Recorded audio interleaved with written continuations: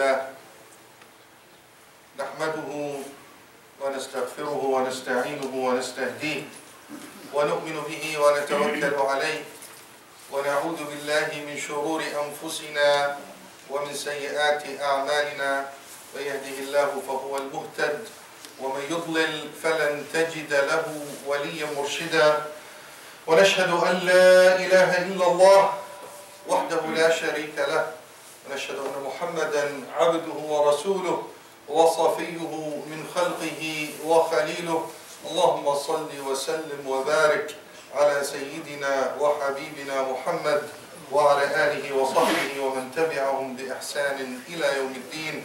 عباد الله، أوصيكم ونفسي المقصرة أولا بتقوى الله، فاتقوا الله حق تقاته ولا تموتن إلا وأنتم مسلمون. ثم أما بعد. All praises are due to Allah subhanahu wa ta'ala, the most gracious and the most merciful.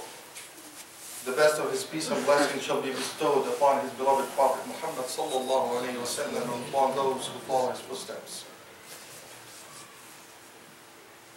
In a very famous hadith that's known by the sentence هذا جبريل جاء ليعلم الناس دينهم, hadith al-sahih that we all know, a man came to Rasulullah sallallahu alayhi wa sallam asking him initially 3 questions.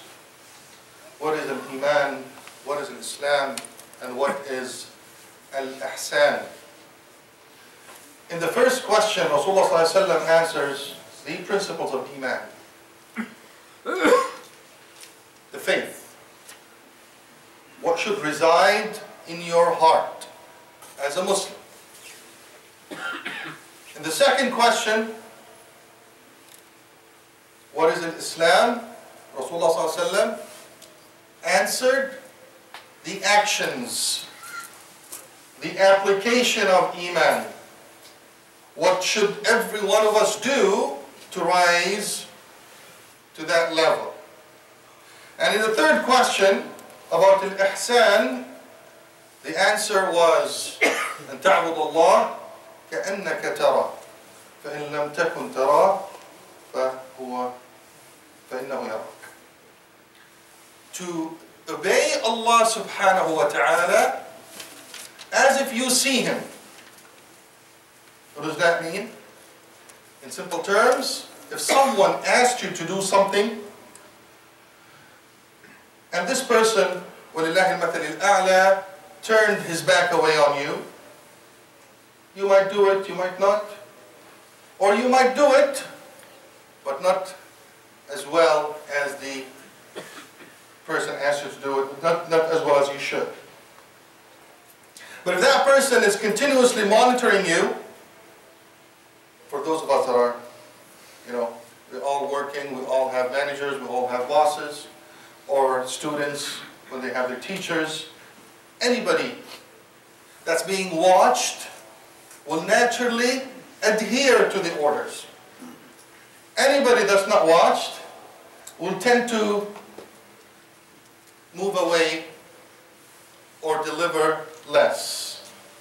So when we look at the 3 levels, al-Iman, strong faith, al-Islam, the actions, the orders, following the orders, then al-Ihsan is adhering to the orders as if Allah subhanahu wa ta'ala is watching. What does that mean? Even if no humans are watching, even if your parents are not watching, even if your friends are not watching, even if the community is not watching, you're adhering. Because it's personal between you and Allah subhanahu wa ta'ala. And that's how it becomes genuine and it becomes real, irrespective of the condition. As a matter of fact, this is the best way to adhere to Allah subhanahu wa ta'ala's commands in the worst conditions. And now I'm talking about a society that's full of fitan. I'm talking about our children. How to raise children in a way where they can adhere without monitoring. They become self-monitoring. And I'm also talking about us adults, because it's definitely better if we receive this training at a young age. From a very young age, we get trained to reach the level of ihsan in everything we do, by the way. Manhaj dunya wa deen. These principles will give you success in your religion and in your deen, in your dunya. At work, there are processes, rules, and regulations. You adhere to them on your own without needing someone to monitor. You self-monitor.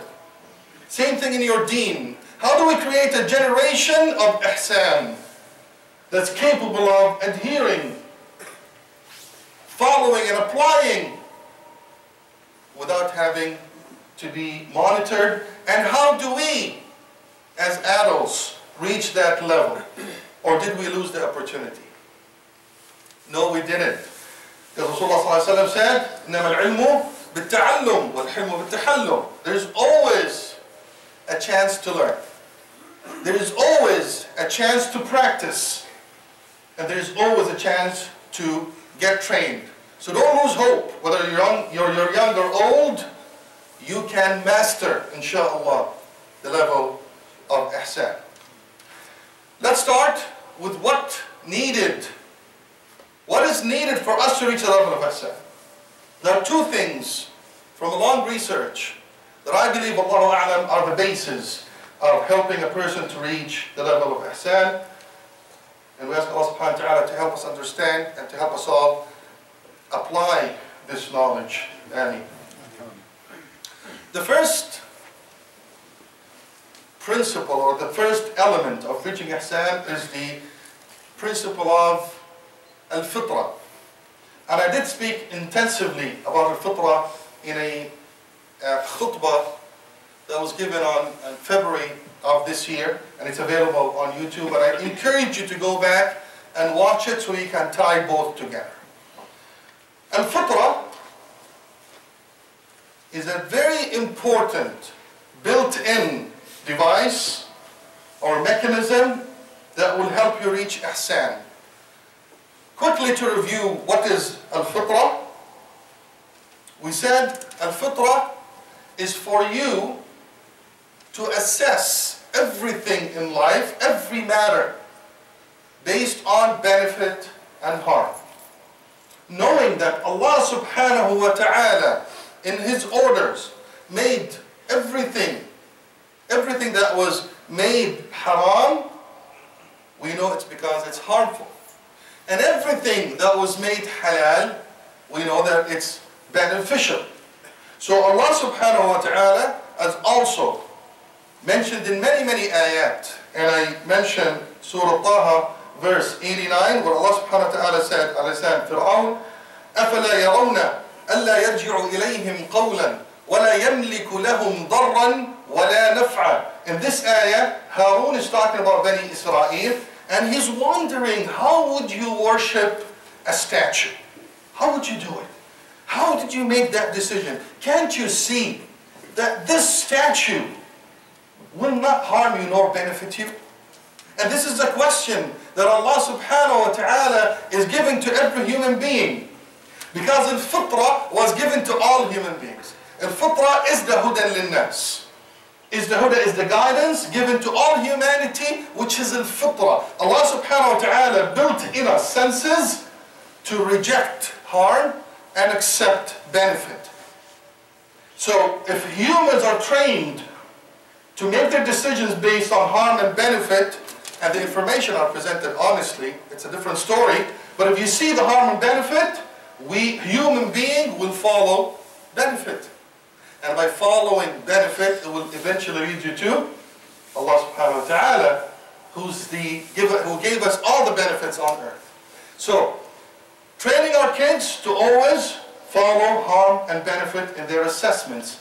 Even when we present to them anything in Islam as laws or halal and haram, we have to show them the harm and benefit, and to let them know that Allah subhanahu wa ta'ala wants you to benefit, and He wants to push away harm from you. Step number one. Step number two, which is the topic of today's khutbah, is al-rushd. So we said al-fitra is the first thing we need to learn and teach our kids. Second thing is al-rushd. What is al-rushd? Allah subhanahu wa ta'ala spoke about this in many, many verses. And we hear the word rushd, rashada, RASHIDOON, khulafa RASHIDOON, a lot. How can we make this word or understand this word and translate it into actions in our life? What does it mean? Allah subhanahu wa ta'ala said in Surah Al-Hujurat, وَلَكِنَّ اللَّهَ حَبَّبَ إِلَيْكُمُ الْإِيمَانَ وَزَيَّنَهُ فِي قُلُوبِكُمْ وَكَرَّهَ إِلَيْكُمُ الْكُفْرَ وَالْفُسُوقَ وَالْعِصْيَانَ أُولَٰئِكَ هُمُ الرَّاشِدُونَ. The idea of rushd, it's extremely important for the task of navigating through difficult decisions and through al-fitan that we have around us. In it, Allah subhanahu wa ta'ala in this ayah says that Allah subhanahu wa ta'ala, and He's addressing al-Muslimin, al-Mu'mineen, the ones that accept Islam as a sort of guidance. So this piece of guidance is lil-muttaqeen. The first one, al-fitra, is lil-nas jami'a, whether you believe or not. If you act based upon that principle, it will help you. But this one now, you're a Muslim, you believe Allah subhanahu wa ta'ala, Allah's giving you another piece of guidance. حَبَّبَ إِلَيْكُمُ الْإِيمَانِ. You need to love faith. Our kids have to love faith. We have to love. And love is a heart attachment, belief, and attached. But then Allah subhanahu wa ta'ala said, وَزَيَّنَهُ فِي قُلُوبِكُمْ. At-tazyin is beautifying, glamorizing. When you see something beautiful, naturally you would want it. You'll have the inclination to move towards it. And Allah subhanahu wa ta'ala, the creator of humans and the psychology of humans, He knows how we will act and react. So, He's saying, Allah subhanahu wa ta'ala has beautified Iman in your heart. So, how do we make our kids love Iman? Not by presenting it in an ugly way, forceful, maybe violent and harsh. It's not going to make them love an Iman. Even for us, if Iman is presented to us in a very harsh way, which is unfortunately a traditional way in the past maybe 50, 100 years, this is why you'll feel that some of our kids, they will run away, or even some adults. Every time you read a story or you hear an interview of a person that's bragging about finding the light and leaving Islam, they talk about harshness. They talk about how they've been treated in madrasa. They talk about the ugliness. And unfortunately, these are humans' mistakes. Have nothing to do with Islam, because Islam is beautiful. And Allah subhanahu wa ta'ala is telling us, tazyin, show the beauty of it. Now we have harm and benefit, and we have beauty. Hasan, istihsan, love, hubb, beautiful words. Once we present this in a proper manner, we see the beauty in Islam because it is beautiful. We're not making things up. We're not lying. We don't need to lie to our kids to make them love Islam. We just need to show them the beauty and present it in the right way. That will make them love. When they love, they adhere. On the other side, what happens is, there's a lot of beautification around us that's happening on a daily basis for real ugly things. Allah subhanahu wa ta'ala said in Surah Fatir, فَمَنْ زُيِّنَ لَهُ سُوءُ عَمَلِهِ فَرَآهُ حَسَنًا فَإِنَّ اللَّهَ يُضِلُّ مَنْ يَشَاءُ وَيَهْدِي مَنْ يَشَاءُ. Allah subhanahu wa ta'ala talks about the other party that's trying to beautify things that are considered su', khabath, things that are bad. In another ayah in Surah Muhammad sallallahu alayhi wa sallam, أَفَمْ كَانَ عَلَى بَيِّنَةٍ مِّن رَبِّهِ كَمَنْ زُيِّنَ لَهُ سُوءُ عَمَلِهِ وَاتَّبَعُوا أَهْوَاءَهُمْ evil is being beautified, my dear brothers and sisters, every day. Sexual contest, violence, everything around us is being beautified. And this beautification is the way to the heart. Things that are really, really in essence terrible and bad and horrible, they're being presented to our kids in a very beautiful way. They accept it on the account of what? Their iman. Because it contradicts iman. But at this stage they cannot tell the difference of iman and kufr and khair and shar, because it's not about that anymore. It's about what's beautiful in my eyes. And my ahwa, my desires have been attached to this beautiful thing, and then I will start seeing an iman as something ugly. Things that we see unfortunately a lot nowadays. The other part, the continuation of the ayah, Allah subhanahu wa ta'ala said, وَكَرَّهَ إِلَيْكُمُ الْكُفْرَ وَالْفُسُوقَ وَالْعَصْيَانِ أُولَٰئِكَ هُمُ الرَّاشِدُونَ. And Allah subhanahu wa ta'ala made you hate al-kufr, covering the truth, as we said. Al-fusuq, straying away from the right path. Al-asyan, sins. So we see here that Allah subhanahu wa ta'ala is talking about love and hate, aversion, rejection of anything ugly and bad. To make it simple, imagine a child that's raised to love al-iman. قلبه مستقر. He's happy when he's performing his salah. He's happy when he's reading the Quran. He wants to be like mommy and daddy when they pray their salah. She wants to be like mommy and wear her hijab. They love it. They're raised with this loving sense of adhesion and attraction and maintenance of their deen and qiyam and values. On the other hand, they have this sense of aversion, rejection of everything bad and evil. And it's clearly bad and evil.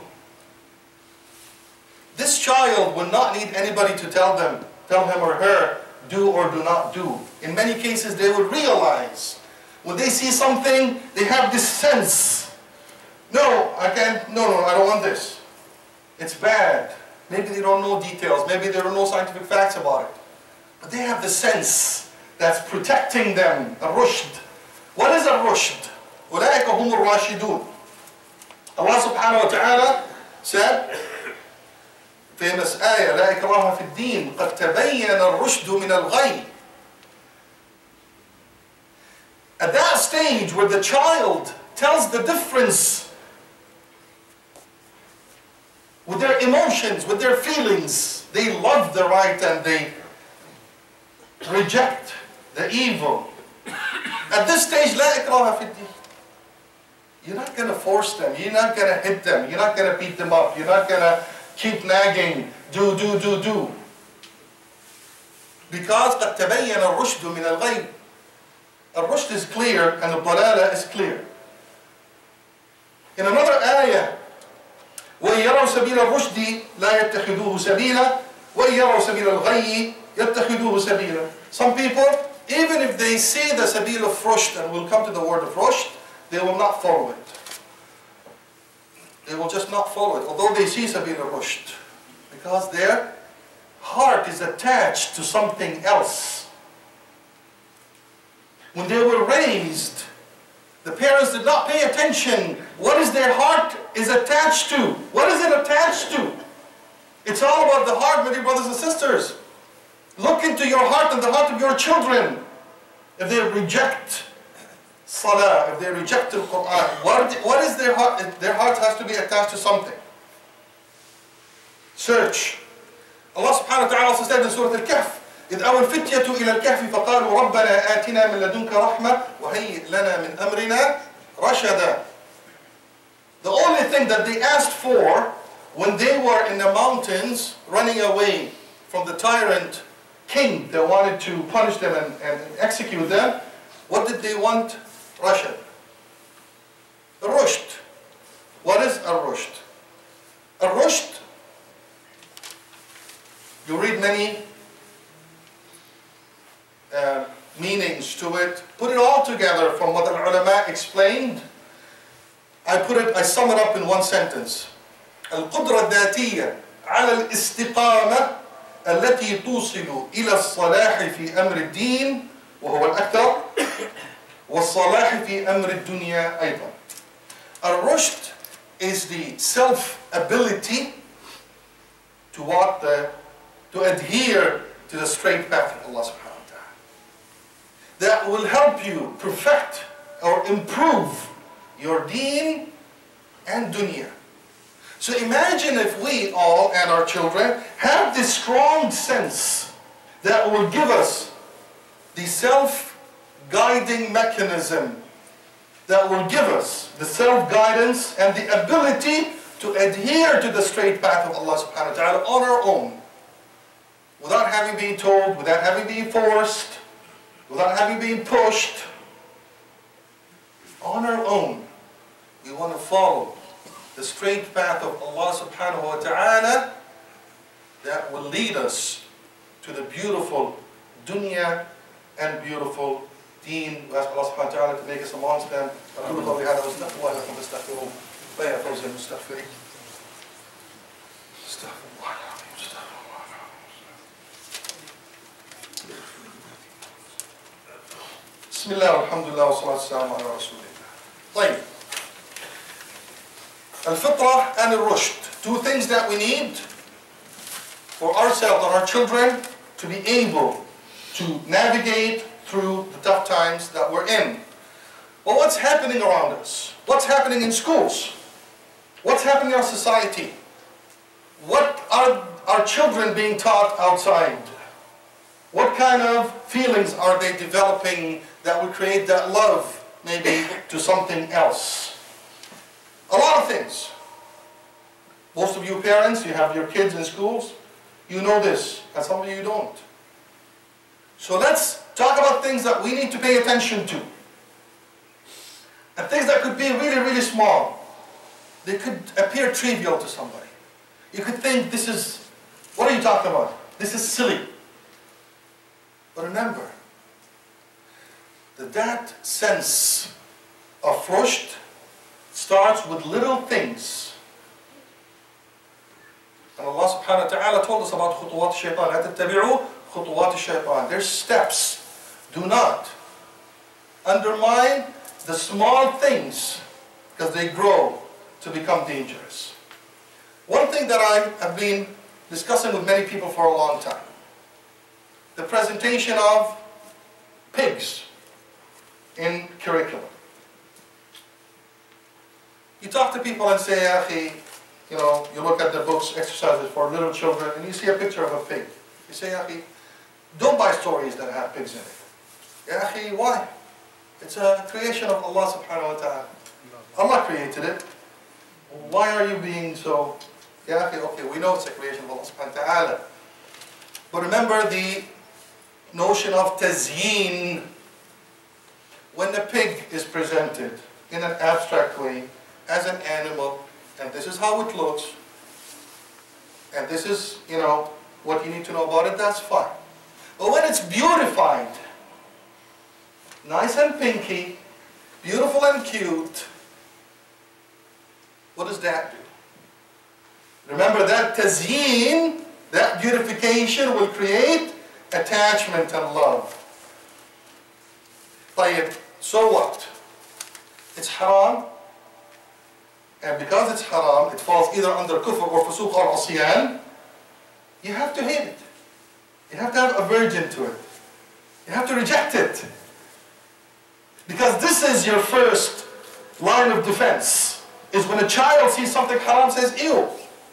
No, no, no. But when we let go of this small thing that appears small to a lot of people, there's more to come. You don't apply it on the small things, you can't apply it on the bigger stuff. So I want to invite you to evaluate and re-evaluate what we teach our kids in their books. And by the way, this does not only exist in public school. It does exist in some Islamic schools, unfortunately. And we say, Jazahumullah khair, for all the great work that they're doing. But it's time to improve. I'm not saying Islamic schools are bad. They're good, they're trying their best. Let's improve. Let's go back and talk to our Islamic schools and address these issues. It's time of improvement. Inshallah, we'll be able to get rid of these little problems. What else is happening in our schools? Cross-gender interaction relationships. In public schools, you know your children are exposed to gender interaction. Boys and girls intermingling, playing, calling each other friends. And you know, we had a big talk about the idea of friendship. Breaking the barriers, breaking the haya, and that's leading them to a lot more. Things that we need to pay attention to. This overexposure, where is it going to lead them? When boys have no haya from girls and girls have no haya from boys. Now, I'm not calling for complete segregation. I'm just calling for, I mean, maybe we can't do anything about public schools. Those of us that don't have an option, try to work on it outside the school. Do something. Just address it, at least. Address it. Don't make it sound like it's normal. And if we talk about Islamic schools, it's a plea to all Islamic schools. Please, do something about it. Because it is leading people to, or our children, to accepting the idea of being close. Whether we like it or not. It's growing. The over-promotion and exposure of bad behaviors, violence, blood. Where do they see that? Books, movies, perfect timing, Halloween. What's the problem with Halloween? Nothing, it's just candy. Why the attachment to the evil side of it? The overexposure of blood, of evil, of vampires, why? What are we doing to our kids here? Put all these things together, we are desensitizing our kids from everything that's known to be bad in the name of fun, and the name of joy, and the name of candy. We just said al-rushd is the sense of rejection to all harm and love to all benefits and halal. Sense of rejection to everything haram and love to halal. But if we're sending mixed messages to our children, where everything bad, they're seeing it as fun, how are they going to develop rushd? Halloween is simple and innocent, that some people might say it is. It's shooting down the rushd in your children. This is what it's doing. Because if this is fun and joy, there's a lot more that's going to be. Killing is going to be fun and joy.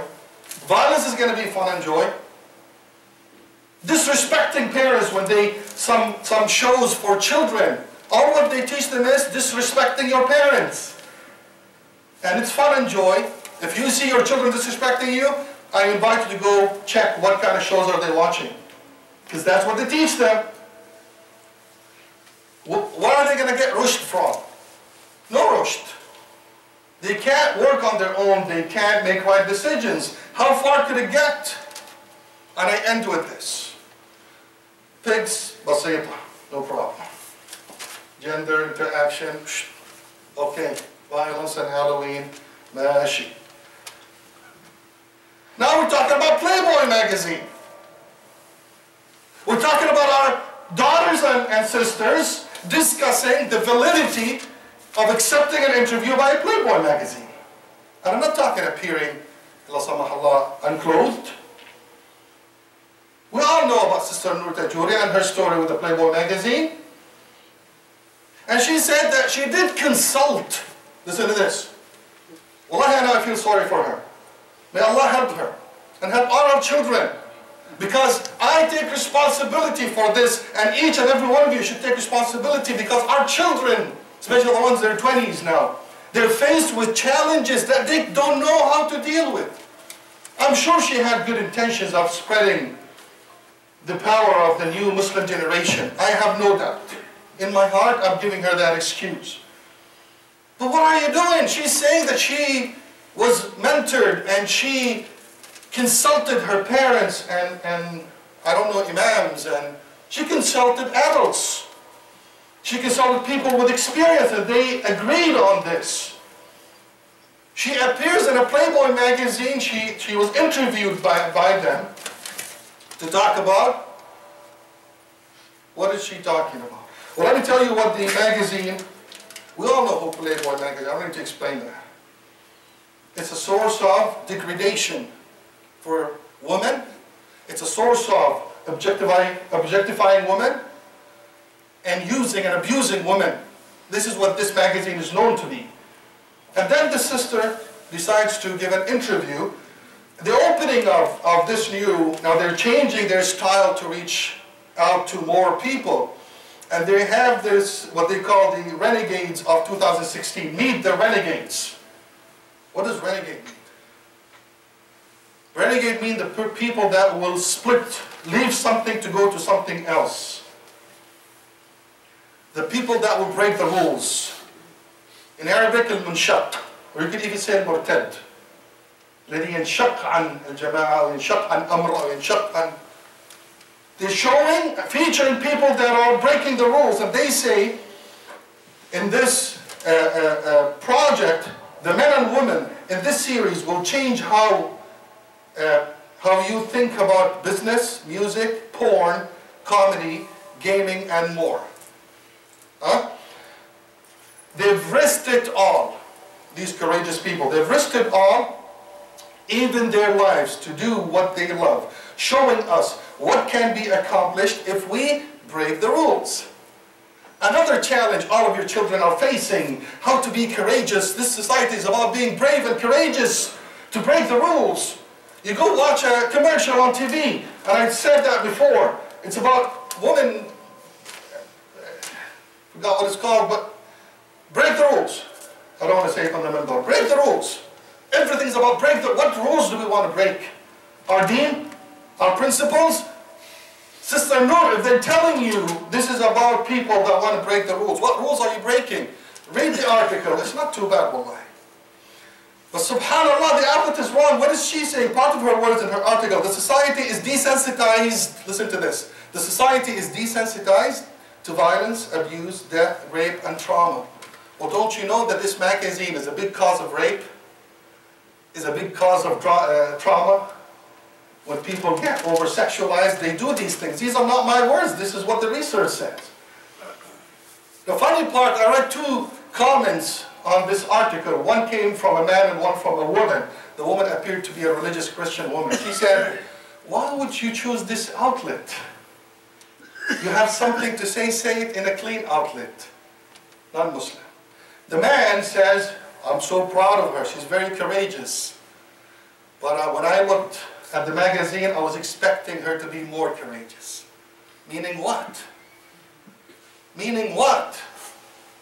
He was hoping for her to appear unclothed. That for him is courage. This is the society that we live in. The society that, unfortunately, commercialization, corporates, they want us to break all the rules. And it becomes easy on our children to do this because they are desensitized. And it starts with as simple as the pig engraved in kindergarten. When they get attracted to a pig in kindergarten, as small, as silly as it is, they lose this sense of right and wrong, their sense of iman, hubb al-iman. They lose their sense of aversion to everything haram, and it grows and grows, khutawat al-shaytan, till it reaches to a discussion in our community that's been supported by shuyukh, justifying this action. Please pay attention to these details. Please re-inject al-fitra and al-rushd into your children and into yourself. We ask Allah subhanahu wa ta'ala to bless us, help us see the right path. We ask Allah subhanahu wa ta'ala to protect us all. We ask Allah subhanahu wa ta'ala to give us a rushd, Ya Rabbil Alameen. We ask Allah subhanahu wa ta'ala to give us the guidance, Ya Rabbil Alameen. We ask Allah subhanahu wa ta'ala to protect us and protect our children. We ask Allah subhanahu wa ta'ala to bless us and help us navigate through these rough times. We ask Allah subhanahu wa ta'ala to help all the weakness across the globe. Inna Allah ala kulli shay'in qadir. Allahumma barik yusalluna ala nabiy ya alladhina amanu sallu alayhi wa sallimu taslima. Allahumma salli wa sallim barik sayyidina Muhammad wa sahbihi ajma'in. Inna Allah ya'murukum bil 'adli wal ihsani wa ita'i dhil qurba wa yanha 'anil الفحشاء والمنكر والبغي يعظكم لعلكم تذكرون فاذكروا الله يذكركم واستغفروه يغفر لكم والله يعلم ما تصنعون قوموا إلى صلاتكم يرحمكم الله.